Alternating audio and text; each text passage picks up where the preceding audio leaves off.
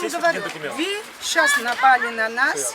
И шоу Мы не напали. ставите, не надо Мы не шоу. напали. Вы нарушаете наши правила, ущемляете Покажите и национальность оскорбляете. Местные депутаты инспектируют Одесское побережье, проверяют доступность пляжей для туристов. Внезапным гостям рады не все арендаторы. Вместо документов – упреки. Напали депутаты какие-то, хотят себе политический пиар создать на чувства людей и на чувства отдыхающих.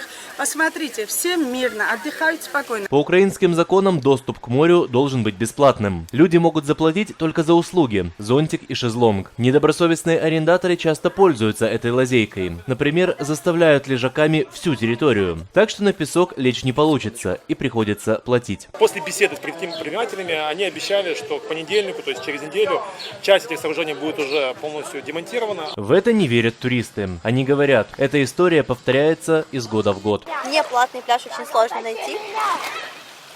Все пляжи платные, с шезлонгами по 100 гривен. То есть, зайти вообще очень сложно. Некоторые украинские богачи пошли еще дальше. Отгородили свои прибрежные дома, лишив остальных людей доступа к воде. В прошлом курортном сезоне с заборами боролся губернатор Михаил Саакашвили. С помощью экскаватора грузинский реформатор снес заграждение около виллы миллиардера Василия Хмельницкого. Теперь проход открыт для всех. Когда вынесли эту стену и освободилась такая большая территория на побережье, конечно, это очень замечательно. Все ютились раньше на том маленьком пятачке. Но в этом году неизвестные предприниматели загородили часть пляжа деревянным помостом и поставили бар с шезлонгами. Платные только услуги, бесплатная зона пляжа, 30%, как государство обещало, вот в той стороне.